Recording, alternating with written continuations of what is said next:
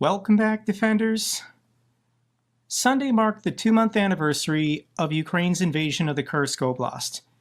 In the first 2 weeks, Ukraine managed to take over 1,000 square kilometers of territory inside of Russia. That's more progress on the battlefield for Ukraine than Russia has taken in the Donbas region the last 10 months.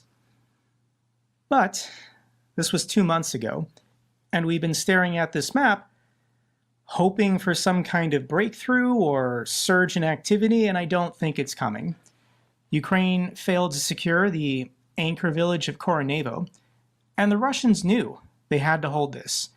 They rapidly resupplied it, and they're able to now resupply the Glushkovo district. Previously, Ukraine had made it to this river. They had destroyed 3 of the bridges, and it seemed like it was only a matter of time before the forces remaining would run out of water, food, ammunition. But Russia is resupplying them. They can now move along this stream to reach the village of Glushkovo. So it's just a war of attrition now. Ukraine managed to take some territory inside of Russia. This was a propaganda defeat for the Russians, but it's a war of attrition. According to the New York Times, Ukraine is trading space for Russian losses in the Donbas region. They're doing this everywhere. Ukraine's military strategy in Donbas involves a slow, controlled retreat from key towns, aiming to inflict maximum casualties on Russian forces while preserving its own troops. This approach seeks to exhaust Russia's resources in a prolonged war of attrition. We can be honest. Ukraine does not have the personnel. They don't have the equipment. They don't have the funding. They don't have the level of support they need to overcome all of the advantages that Russia has. Russia doesn't have every advantage. They're still corrupt and incompetent. That's what is saving Ukraine in this war. But when it comes to aviation and artillery and armored vehicles, personnel, Russia still has every advantage. So Ukraine has to be very careful where they pick and choose their battles, because they basically have to outratio the Russians 3-1 in every engagement. So I'm going to play this video for you from British author John Sweeney.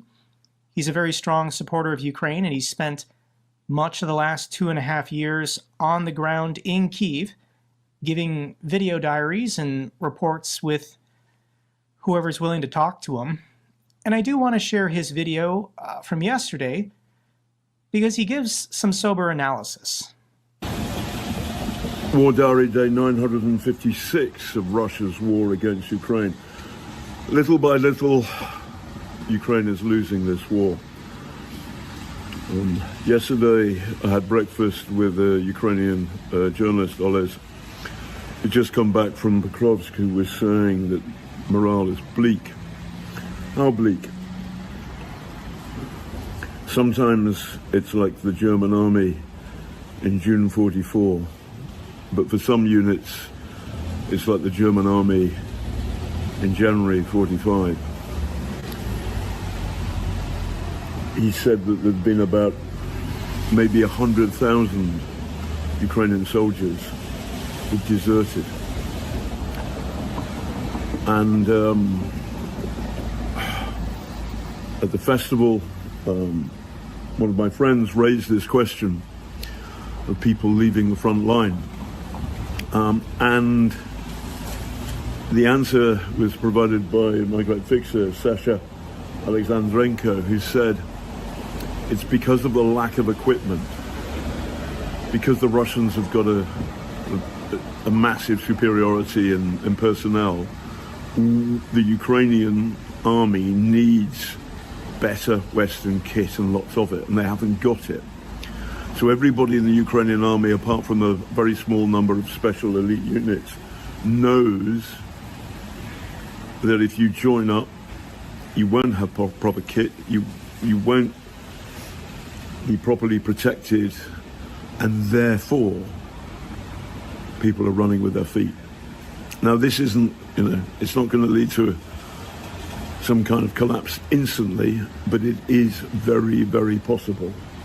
And the primary reason for this failure It's our failure to properly arm Ukrainians. To get a grip. We need to change our game, or Russia will win. There's no way to confirm this, but John Sweeney says, talking to people in the Ukrainian military, someone estimates that maybe 100,000 Ukrainian soldiers have deserted from the front lines. Not because they lack courage, but they don't feel supported. They don't feel like it's a fair fight, given the superiority that the Russians have in aviation and equipment. Ukraine needs more equipment. They need more support to stay in the fight. And it is about morale, both the morale of the Russians and the morale of the Ukrainians. But Russia has a unique advantage in that they're a dictatorship, and you're not allowed to talk about anything negative or bad that's happening for your side in this war. Case in point, according to the Institute for the Study of War, Russian forces lose 5 divisions worth of equipment near Pokrovsk. Russian forces have lost over 1,800 pieces of heavy equipment near the city of Pokrovsk just since October of 2023, so a year ago. But do we hear about it? Case in point, just from this week, Z-blogger Yegor Gizenko, he's a very popular, well-known Russian military blogger, he talked about a shell shortage, potentially as a result of these arsenals and depots blowing up. He was talking about a lack of support for the Russian military on the front lines. And within 2 days, he was arrested by the FSB. He's now facing trumped-up charges on whatever. This guy's going to jail. You're not allowed to say anything negative. You're not allowed to say anything bad about Putin's war, even if it's the truth. This gives authoritarian regimes an advantage in war, because on the Ukrainian side, on the side of Western media and in democracies, we have free speech. You can say whatever you want. So I want to read this quote from Francis Fukuyama. He's best known for writing the book The End of History in 1992. With the collapse of the Soviet Union, he basically argued that there wouldn't be any more large-scale wars. Capitalism and liberal democracy would eventually consume the entire world, and we'd enter this new period of basically no major wars, no major history occurring. Everyone would be arguing about quarterly earnings reports and the next election. So here's the quote I want to read. Liberal democracy will not make a comeback unless people are willing to struggle on its behalf. The problem is that many who grow up living in peaceful, prosperous liberal democracies begin to take their form of government for granted.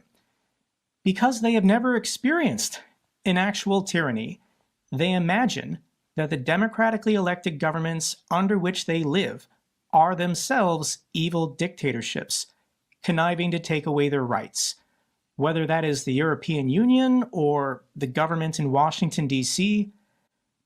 But reality has intervened. The Russian invasion of Ukraine constitutes a real dictatorship, trying to crush a genuinely free society with rockets and tanks, and may serve to remind the current generation of what is at stake. By resisting Russian imperialism, the Ukrainians are demonstrating their grievous weakness that exists at the core of an apparently strong state. They understand the true value of freedom and are fighting a larger battle on our behalf, a battle that all of us need to join. This was written over 2 years ago, shortly after Russia's full-scale invasion, and Ukraine is not getting the support they need. So here on the channel, I'm going to make the argument that step 1 to getting Ukraine the support they need is to make sure that Donald Trump is not elected president. I know for my non-American audience this is torture, but if it makes you feel better, it's more torture for us here in America, and it has to be an unbearable level of torture for anyone living in a swing state that Donald Trump needs to win. So if I haven't solidified this argument, let me hit you with today's headlines. Trump spoke to Putin as many as 7 times, after he left office as president. This is according to author Bob Woodworth, who's interviewed and written books about every president basically for the last 50 years. And of course, after leaving office, Donald Trump was happy to telephone or accept a call from the dictator of Russia anytime he wanted to talk to him. Is it just phone calls? Of course not. Trump secretly sent Putin rare COVID tests at the pandemic's height, according to interviews in this book. Ex-President Donald Trump secretly sent COVID-19 tests to Russian President Putin amid a domestic shortage here in the United States at the height of the pandemic in 2020. Donald Trump tells his own supporters, he tells Americans that COVID-19 is a hoax. It's not that bad. No worse than seasonal flu. Well, that's not what the Russians think. That's not what Vladimir Putin thinks. This is how Vladimir Putin responded to the global COVID-19 pandemic. And he called up his buddy Donald Trump to see if he could get some COVID-19 tests when there wasn't even enough for people here in America. Now the contrast. Kamala Harris gave an interview for 60 Minutes last weekend, and she was asked the question, would you meet with Putin to end the war? What does success look like in ending the war in Ukraine? There will be no success in ending that war without Ukraine and the UN Charter participating in what that success looks like. Would you meet with President Vladimir Putin to negotiate a solution to the war in Ukraine? Not bilaterally without Ukraine, no. Ukraine must have a say in the future of Ukraine. As president, would you support the effort to expand NATO to include Ukraine? Those are all issues that we will deal with if and when it arrives at that point. Right now, we are supporting Ukraine's ability to defend itself against Russia's unprovoked aggression. Of course, if there's going to be any talks how to end this war, it has to include Ukraine. But Donald Trump's not willing to say that. Donald Trump's going to dictate to Ukraine the terms in which this war will end. That's what he says. All sanctions lifted on Russia. Russia gets to keep all the people they've taken, all the territory they've taken, and there's no accountability, there's no reparations. Also, Ukraine can never join NATO, so if Russia wants to start up this war again in 4 or 5 years, they can do so, because there will be no permanent security guarantees for Ukraine. We're having an election in 28 days. It's currently Tuesday, so it's exactly 4 weeks. People in America are already voting. Voting in Nevada for me starts on October 19th. I'm going to turn in my ballot on day 1. Get this done. In the meantime, Ukraine has to hold on. If we can make it past November, we'll understand more potentially what funding for another year could be out of Congress here in the United States. So Ukraine is holding on. Ukrainian forces hit largest petroleum transshipment hub in Crimea. The targeted oil depot is identified as the Marine Oil Terminal, Crimea's largest petroleum transshipment hub, which Ukrainian drones have attacked in previous incidents.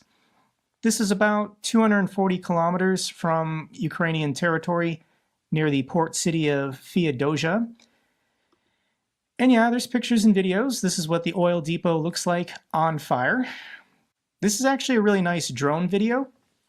Somebody filmed a drone over the depot fires. I'll link this down below if you want to see it. The depot fire is still burning on day 2. This is what the depot fire looks like on day 2. Here's the satellite images. This is the before. That's the after.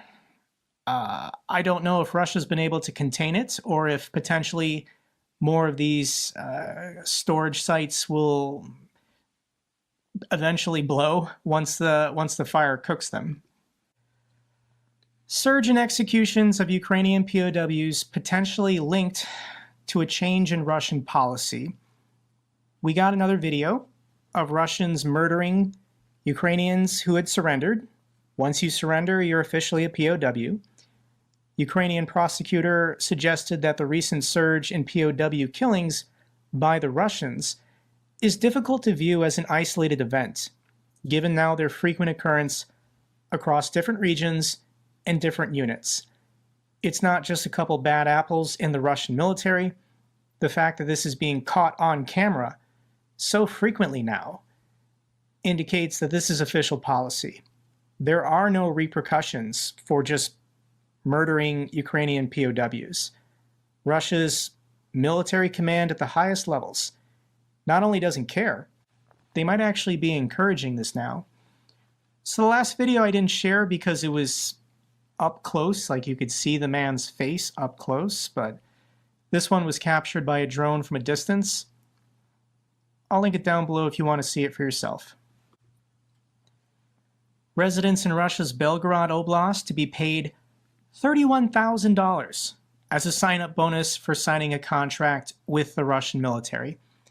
The Belgorod governor announced on October 7th that residents in the region will be paid a nationwide record of 3 million rubles, the equivalent of 31,000 US dollars, for a one-time sign-up bonus to go to Ukraine and die for the empire. I don't love to see this, but this is another indicator that Russia is struggling to get men to sign contracts willingly. Let's follow up on this crazy story. Russia's S-70 Hunter drone was armed when it was shot down by friendly fire over Ukraine. This is this weird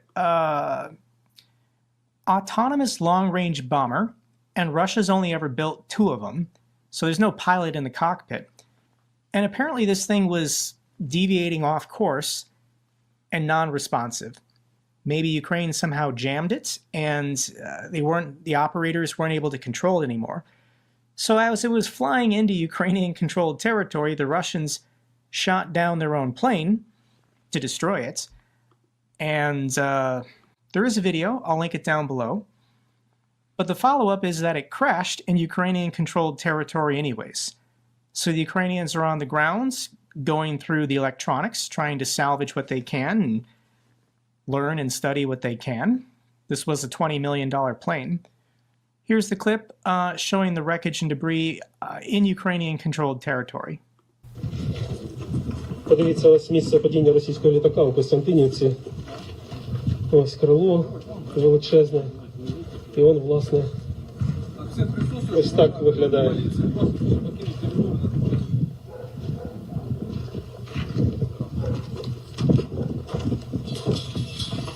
Ось таке воно крило. Зірка.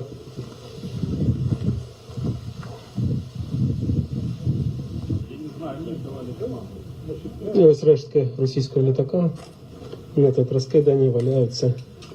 So the plane debris did hit a house, but nobody was inside at the time. There were no casualties when the debris fell to the ground. This is hilarious. Putin abandons and destroys Black Sea Villa in another sign of growing paranoia. Satellite images show that Putin's Bacharov-Ruchi Palace, overlooking the Black Sea near Sochi, has been bulldozed amid claims he was worried about Ukrainian drones targeting his palace. This palace was made famous in one of Alexei Navalny's documentaries. Alexei Navalny used drones to fly over this ridiculous villa that Putin built for himself on the Black Sea. And I can read for you a couple details about this villa. There are a vast number of buildings on the palace complex, including a house with an area of 17,000 square meters, 191,000 square feet, an arboretum, a greenhouse, a helipad, an ice palace, a church, an amphitheater, a tea house, a gas station, an 80-meter bridge, and a special tunnel inside the mountain with a tasting room. This special tunnel also served as kind of like a nuclear bunker for Putin as well. The main building boasts a large indoor swimming pool. I don't even know what this word is. Aqua discotheki? Spa, saunas, Turkish baths, meat and fish shops, vegetable and dessert shops, a warehouse, a reading room, a music lounge, a hookah bar, a theater, a cinema, a wine cellar, a casino, and about a dozen guest rooms. The master bedroom was 2,800 square feet. So yeah, this is what Navalny was talking about in his documentaries about corruption. And everybody knows about this palace now. Navalny made it famous. And given that it's on the Black Sea, Putin doesn't feel safe ever going there. So he just destroyed it.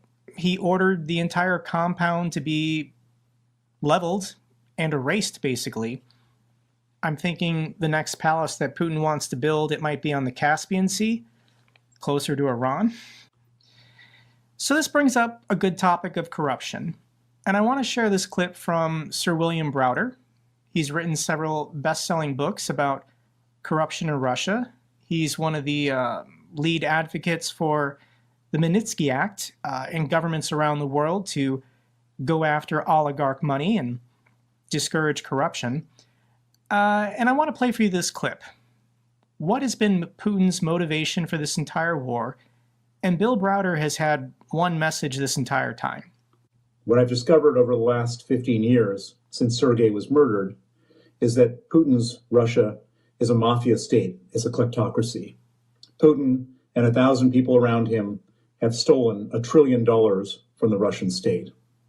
That was money that should have been spent on hospitals, schools, and roads. Instead was spent on private jets and yachts and Swiss bank accounts.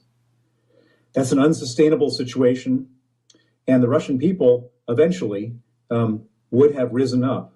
Putin understood that. And so what does a dictator do who's stolen too much money and is afraid of his people rising up? He creates a foreign enemy and he starts a war. That's what the war in Ukraine is all about. This is not a war about NATO. It's not a war about the empire of Russia. This is a war of Vladimir Putin trying to stay in power. The UN and all other organizations should do everything possible to stop this war and to help Ukraine. This was said on UN Web TV. I had no clue the UN had television channels. But Bill Browder says the number one reason for this war is Putin couldn't allow a free and democratic society to exist on his own border. If Russian-speaking people inside of Ukraine had real democratic rights, if they had a say in their government, well then that might infect the people of Russia. And people in Russia might get the crazy idea that Putin shouldn't be staying in power for life and he shouldn't be robbing them of the nation's wealth fund. I do think Putin had a wake-up call during the Arab Spring in the early 2010s. All of these dictators in the Middle East and Africa who had been in power for like 30 or 40 years were all toppled by their own people. I think Putin watched this and realized that could be him. That could be him and his inner circle, hanging from a lamppost for all the crimes they've committed.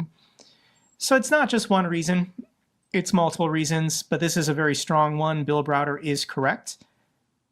Putin just couldn't allow a free and corrupt-free country to exist on his border because that would put him at risk. That would put his regime at risk. I still think it's going to happen, but things are going to have to get worse in Russia. Analysts raise inflation forecasts due to Russian budget. Every time a man signs a contract to go fight and die in Ukraine, that's one less worker working in a factory, working on a farm in Russia. Due to labor shortages, this is what is causing, I think, the worst amounts of inflation. Sanctions are definitely also helping, but it's the declining birth rates. They just don't have enough immigration. They don't have enough workers to do all the work they need to do. So it's more expensive to pay people to just get any job done in Russia at the moment. It's not going to get better anytime soon. Ukraine to end Russian gas transit deal despite Slovak Prime Minister's pleas. The Prime Minister of Slovakia met with Ukrainian officials, and Ukraine is telling Slovakia no. There's a pipeline that goes through Ukraine and the contract's going to expire soon, and Ukraine's not going to renew it. So they're not going to allow the Russians to transit gas through Ukraine so that Slovakia can buy it. I give all the credit in the world to the Ukrainian government for not blowing up this pipeline 2 years ago, but they're going to go the legal route and just not renew a contract. And Slovakia, who openly is sympathetic to the Russians, I couldn't care less, guys. Let's get to the good news for Ukraine. Ukraine receives Israeli air defense early warning system. The Israeli ambassador to Ukraine has announced the delivery of the Zeva Adam missile early warning system, which will be a vital addition to Kyiv's air defense capabilities. Cool. Thank you so much to the people of Israel.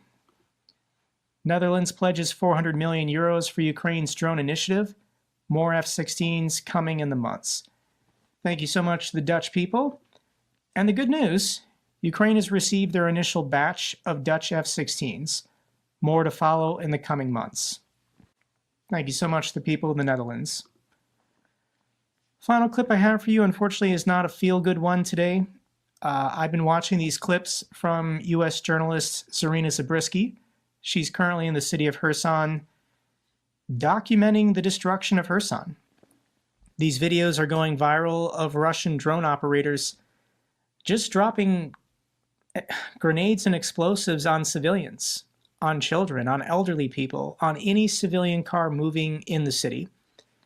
This particular video, Kherson was hit with 4 aerial guided bombs targeting a school and a residential area.